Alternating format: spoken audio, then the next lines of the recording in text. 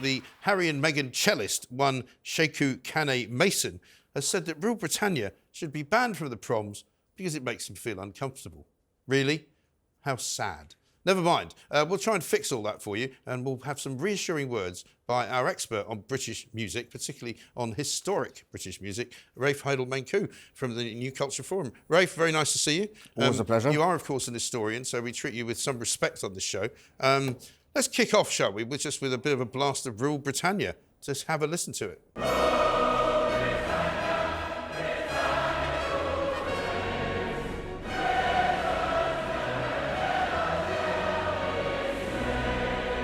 And I feel better already. If that doesn't stiffen the sinews, I don't know what will. Exactly. You know? I mean, before we get on to why on earth anyone would feel uncomfortable about it, tell us a bit about the history of the song. Yes, well, actually, knowing the history of the song helps you actually understand why this whole debate is so ludicrous. Right. Rule Britannia was written in 1740 for a masque about King Alfred the Great, right. the 9th century king of the Anglo-Saxon kingdoms, hundreds of years before any white man set foot in Asia or Africa. So that's the setting of it. But actually, it was also written as a political statement about 18th century Britain. And actually, what it was a celebration of British liberty against European royal tyranny. Yes. That's where the slave reference comes in. It was never written with any idea about non-Europeans or about the slave trade. Well, it very clearly says Britain never, never shall be slaves, which means it's about Britain not being slaves. It's not about slaves. You've got to understand, at this time, Europe was under the domination of authoritarian tyrants, most famously Louis XIV and so forth. Well, I mean, it still is, let's face it, under the European Union. Plus ça change, I can say it in French. And, of course, in Britain, we had a much weaker monarchy after the Glorious Revolution. So Parliament was sovereign, and they were looking over at the continent and seeing these Europeans oppressed under the Jacoboot or the Bourbons and the Hohenzollerns and the Tsarist Russia and the Habsburgs. And they said, don't try that with John Bull, matey. We're British, we have our own liberties, we never will be slaves. I mean, the good thing about those despots was they did build some fantastic and magnificent buildings, though, didn't they?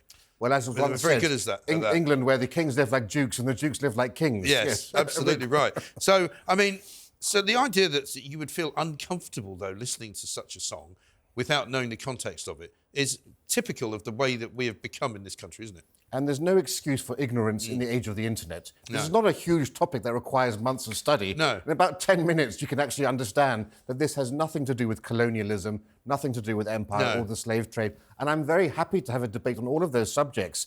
But it's kind of fundamental that both sides have some degree of knowledge. You have to have some knowledge. And that's what's been so frustrating and annoying and depressing about this, is the huge level of ignorance about this, and also the usual race grifters who clearly are being disingenuous about this entire debate. It's just another attempt to attack one of our beloved traditions. Turn everything into some kind of social justice manoeuvre. Let's have a listen to another favourite of mine, Land of Hope and Glory.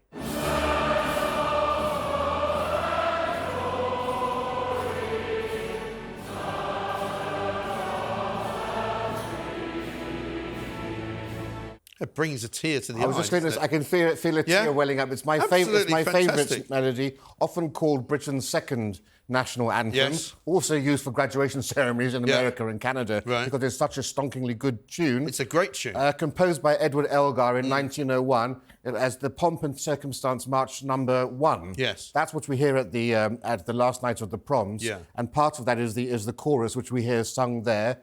The lyrics came a year later for the coronation of King Edward VII as part of his coronation ode, also composed by Elgar. Of course, in 1901, of course, we were in the height of Edwardian Britain, right? The empire was great. We were the world's preeminent power. And that's what this actually celebrates. We just finished up with Queen Victoria's reign, hadn't they? Exactly. She died in 1901. So this new Edwardian... So you can understand why they'd want to be bombastic and celebrate the fact that they're top dog.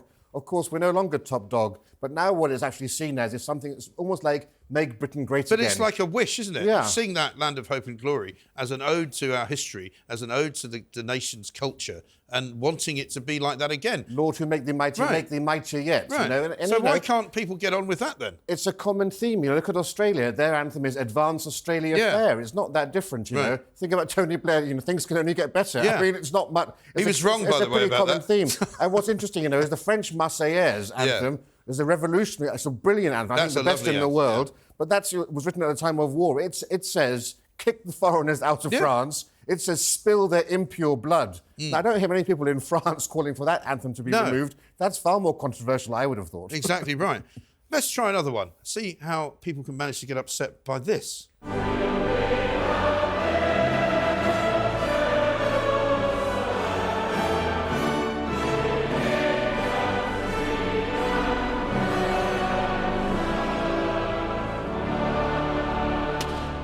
Just terrific. Enough to warm the cockles of any English heart. I can't praise these songs highly enough. Well, no one can really criticise Jerusalem, also known as England's national anthem. Yes. Because actually, although today we think of it as a patriotic tune, we associate it with the Church of England and with royal occasions.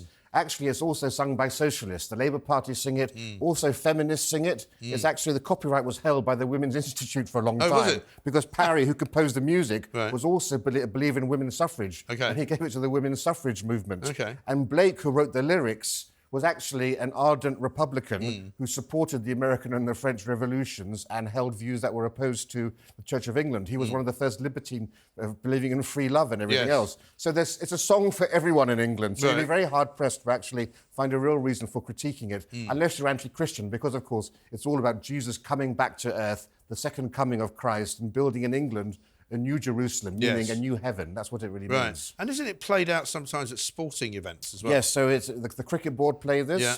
Rugby used to play Land of Hope and Glory. Now they play now they play Jerusalem. And there's a bit of a battle between Land of Hope and Glory and Jerusalem, because, of course, the Scots and the Welsh and Irish, they all have their national anthems. The English always play God Save the Queen or the King, usually, right? So there's been a push to have an English separate national anthem. And of course, the Scots object to God Save the King, don't they? Because of the second verse, which talks about Scotland and in a way that they think is a bit disparaging. Well, there are about 7 different verses, and we only use 2 or 3 of them at the most, and we don't include that controversial one. But Jacobites also sang that originally. But Flower of Scotland also has lines in it about, repelling the English and sending them home to think again. Well, so, I mean, we're not allowed to complain about that. My view has been at sporting events, there should just be one anthem, God Save the King, because all 4 nations, that's their national anthem. Yes. That's what I would prefer, but I understand now everyone wants to have their own one. I mean, so Ireland I think maybe has it's 2, time for England to have its Ireland play 2 because they've actually got a United Ireland rugby team. Yeah, unfortunately, they haven't managed to make that happen in the actual country, but they've managed to do it in the rugby team. But they play both national anthems, don't they? Thank you very much indeed for the history lesson. I hope you've all learned something. And to Mr. Sheku Kane Mason, if you're not watching, you should be. And if you are watching, now you know how you don't have to feel uncomfortable anymore. There. Now go back to playing your cello. That's it for part 1 of The World According to Mike Graham. Coming up next, it's Prime Minister for a week.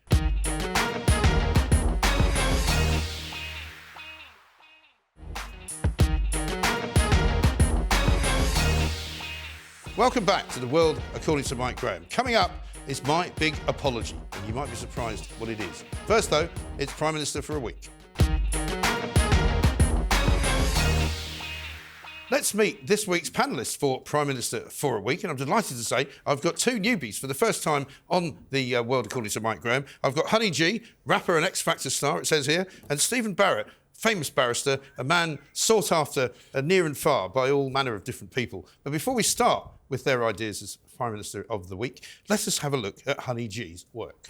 That's rather good, isn't it? Quite like that. Welcome, anyway, both of you. Thank you very much indeed. Honey, you're going to start. What's your first thing that you would do if you were Prime Minister for the week? The first thing I would do is ban selling vapes to under 21s. Yes. I thought they were banned from selling them to under 21s. But of course, children are vaping, aren't they? Yeah, well, children are getting addicted to vaping, and it's creating a generation of new addicts. We don't know who's recycling them, which companies, which agencies. They're bad for the environment because plastic, obviously, disposable issue. More and more people are taking up vaping. Well, you see kids doing it all the time. I mean, the trouble is, though, if you do ban it completely for everyone, people will find ways of smoking. I mean, you've got teenagers smoking dope and smoking weed. So, I mean, they haven't managed to stop them doing that either, have they? I don't care what anyone says. It is extremely detrimental to your mental health. Yes. I really don't agree with legalising it anywhere. No, I don't think they should. But you're right. I mean, I think they should be much harder on the old vaping scenario and make sure that kids can't get hold of it. Stephen, what's your first one? So, first of all, I mean, this is a massive treat for me because in public I don't say political things. Yes. And clearly this is going to be political. Yes, absolutely right. So I had to rack my brain. I thought, well, you've got this small window of opportunity. What do you actually care about? Yes. And so my number one law that I would bring in is everything to support having more babies. Yes. Because babies are the best thing in the world. Yes. And I've got a lot of hats in life. I've all sorts of jobs and title and all the rest of it. And the only thing I'm truly proud of is being a dad. Yes. And I'd like And you tweet about your son quite a lot, don't you? I do. And I would like... How is he, by the way? Is he better? We got through chickenpox, which was a nightmare. Good. But everything I would like in the world is about having more babies. I mean, if you've seen The Children of Men, that's a world full of despair where no babies are born. So let's have some laws to back up babies, better maternal and paternity care, better child benefits, and also let's have this sense. I'd like that young people are told success in life is not necessarily being on the telly as we are, not necessarily being a sportsman, not necessarily being a barrister. Actually having a child and raising a child is the greatest success a human can have. And I just adore babies. Yeah. And what I've done is I've raised my child to point out the cute babies and toddlers. And we both just enjoy... And we're told, aren't we, that the birth rate is down. It is. And therefore, we need to have more babies born. However, the population is up because we're importing more people. And sometimes it seems to me as well that sometimes the wrong people are having more babies. I mean, both my parents came from families of like 7 or 8 brothers and sisters, right? I came from a family of 2. I only have one sister. I've got 4 kids, but not everybody has kids at all. And, the trouble is an awful lot of people that seem to have an awful lot of kids sometimes are not the right people to raise them. Well, that's why we can I know it's a bit controversial. Well, we can have a legal system and a legal framework that supports people having more babies. Because what does happen is that the very good people, the very good parents, might limit themselves and might say, oh, well, only have 1, only have 2. Let's have a legal system that encourages them to say, go on, let's have 3. As long as it doesn't cost me any more money as a taxpayer. I mean, if you're going to start getting all socialist, we might have another problem. Well, this is because I'm very happy to sell. My job is to persuade. So of course, there will be a sceptical audience. There'll be people who say children just cause lots of noise and bother. Yeah. But people want children-free planes. Children grow up to pay pensions. Yeah. And that's a very useful function that children have. They do. But not all do. That's the problem. Well, that's maybe. And as I get older, police officers just keep getting younger. Yes. We're going to need more young people to be police officers, which is another important function. Yeah. There are uses to these babies. It's not well, listen, pure... the whole reason for this segment is that, Liz Truss was Prime Minister for about a month and didn't do very much at all of anything apart from, upset everybody. So, honey, what's your second one?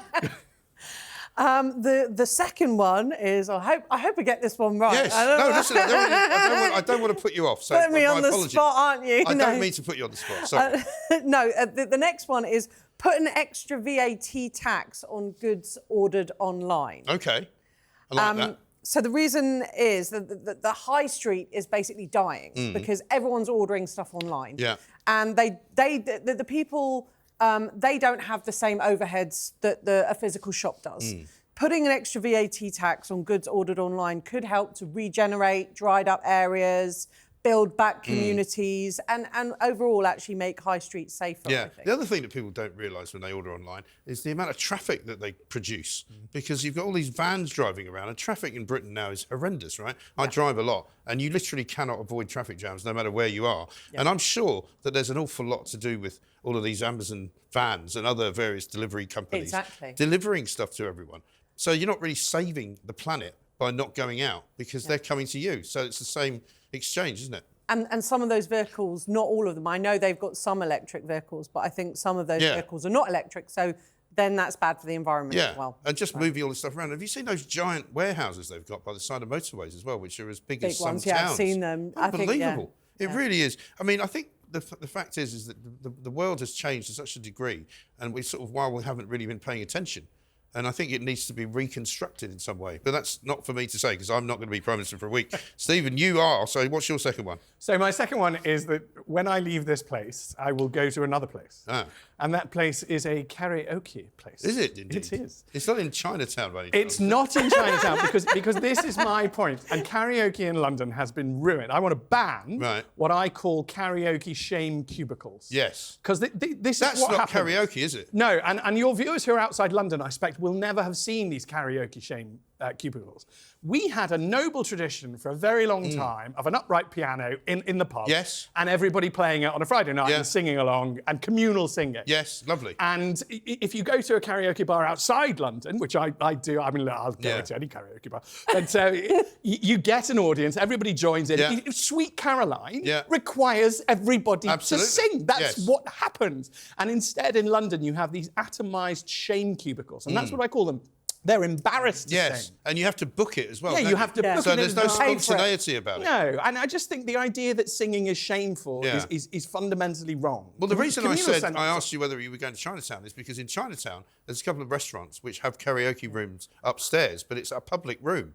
And the reason it's exactly what you're looking for. So you should go and check it out. I can't remember the name of the place, but I don't know, honey, if you've done much karaoke in your career as a singer, as a rapper. But I mean, Funnily enough, the last gig that I did, we had a lock-in in the bar afterwards, and we all had a big karaoke. Oh, excellent! Fun. But I think those cubicles take away the creativity. Yeah. You know, it takes away an artistry, creativity. Well, the reason I like the Chinese actually love karaoke, so there's an awful lot of people that you have to wait in line behind to get your turn. But the most wonderful thing about the Chinatown karaoke places is that they've got a songbook which is in Chinese and in English. But the English version is not always quite correct. So, for example, they have songs like "I Left My Herd in San Francisco," which is brilliant. Well, in many ways, it would be a better song. I mean, cattle ranchers everywhere would love that. Yeah, absolutely right. Improvisation. I know. I love a bit of karaoke. Maybe we should go do it one night. Honey, Definitely. your final offering? So my final one is invest heavily on the future of flying transport. Yes. So roads are really overpopulated, and we were talking about traffic a moment ago, and all the LTNs and the ULEZ aren't working because they're just a money-making scheme. Well, exactly. They're nothing to do with cleaning the air, are they? It's just about you paying to pollute it. Exactly. So electric flying bikes, flying cars, buses would ease congestion. Flying buses. And give a special infrastructure for people to travel more easily, I think. Well, they're supposed to be developing some of these sort of flying taxis in Dubai and places, aren't they? Which are effectively like a drone that you could sit in. I watched Back to the Future too. Yes. I was promised a hoverboard. Where is my hoverboard? Yeah. I know. Where is my hoverboard? I would love a hoverboard. I'm older than both of you, I'm afraid. And when I was watching Tomorrow's World in like the 1970s, they were telling me that by the next century, we'd all have jetpacks to fly around in, like James Bond. Do you remember the James Bond one? Where you could just literally... In fact, we had a guy on my radio show once who had invented a jetpack, but it cost something like 21,000 quid. But he came here from Surrey on it and flew through the air. Wow. So, but I mean, it's very expensive. But anyway. Is that a joke? No. Someone literally flew from they did. Surrey. Yeah, they did. Absolutely. And that's a noble British tradition of an inventor. Crazy invention. Yes, I mean, that's what we do. Absolutely. He really made an entrance. Yeah, I don't know what's happened to him. I must look him up, actually, because, maybe he's died or something. Could end Who can say? On his way home. Yeah. Yeah, he went home in a taxi. Stephen, your final one. My final one is... This is quite sort of noble, this one, isn't it? Well, it's to end the idea that I'm in any way fun. Because it returns to the principle that I do care about the law and that the law is my obsession in life. Law has gone wrong, okay? Law has got fat with words. Yes. So if you take the Rwanda judgment, 380 pages or something, that's mad. Yes. Judges should not be publishing books. No. That is insane. It's like the tax code, isn't it? Yes, well, it's like the tax code, but if you look at statute, all of it is fat and flabby. And the BBC is broken because the 2003 Communications Act is too long, nobody knows what it means, and then Ofcom comes on top and produces all of these guidance, which is just too many words. Yeah. So what I want to do is to make a law to reduce the amount of words in law. Yeah. It will put some lawyers out of business. Good. Because there's too many of them. Well, whatever anybody thinks about law is a personal political opinion, so I don't have to say. But I want the laws to be clear. Yeah. Because clear laws, known in advance, is the basis of a civilized society. Yeah. And we have to recognise now, and if you made me Prime Minister for a week, I'd have to turn around and go, my society is not in a good way. And it isn't. I'm very sorry. And one of the causes of that is fat and flabby law. Yes. And 20 years ago, when I was a Chancery barrister, a pupil, I mean, I'm still a Chancery barrister, but when I was a baby, learning the ropes, and I'd never thought I'd look like this or be on television, we used to compete to write as few words as possible. Yeah. That used to be what you were told. That's called journalism. That was the discipline. And That's it is what in we journalism, do. yeah. People always said, tabloid journalists, all thick as whatever, but actually, to be a tabloid journalist, to write a story in one paragraph and get everything in it is actually quite a skill. And they did an experiment once. They took the sub-editors from the Times to the Sun and to see if they could do the job. They couldn't do it. Well, the Sun editors could do the job at the Times. Well, that's an interesting point, because a law don, so a law academic at my Oxford College, insisted on having the Sun delivered, the Sun newspaper, to the senior common room. Yeah. Because of that controlled use of language. Yes. And we were made, and the idea that you just write reams and reams and reams and things get clearer. Yeah. They don't get clearer, they get much more confused. Yes, of course. And law has grown very, very fat and flabby, and we could do with some Sun editors to come in. I think it's a very good idea. Yeah. Absolutely great idea. Now, it's down to me now to make a judgment. You'll be familiar with these as a lawyer. Ironically, I've been told by my producer he's taking too long to explain how much shorter the law should be. But that's just where we are these days. I think Honey is going to be given a chance to be the Prime Minister for the week. Only because you're so, you seem to me to be so pure and so kind of without any angst or vice at all. You seem like such a nice person. I think you would be a very unusual Prime Minister just because you care. And I think you should appoint Stephen as your Lord Chancellor so he can take care of the law as well. And in that way we all win. Well, I will take it. I will take it as a compliment then. I mean, you can't do any worse than Liz Truss after all. So that was Prime Minister for a week. Thank you to Stephen and thank you to Honey as well. And now it's time for my big apology.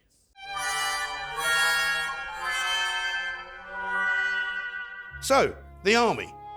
I was willing to give them a little bit of slack. I was going to cut them a little bit of slack because everybody has a go at the people that run the army because they all say it's not run very well. They might be the best soldiers in the world, but they never know where they're going. They're never in the right place. But I thought I'm going to give them a break. I'm going to give them a very small break, and I'm going to say well done to the guys that run the army because even though it's very small, you're actually doing quite a good job. But then this week they came out and said not only that we're going to go to war with Russia at some point soon, but they're going to put conscription back on the table, and they're going to start asking people to join up and go and fight the Russians. What? Have you gone mad? It's 2024. We don't want to have World War III. Stop talking it up. Just stop it.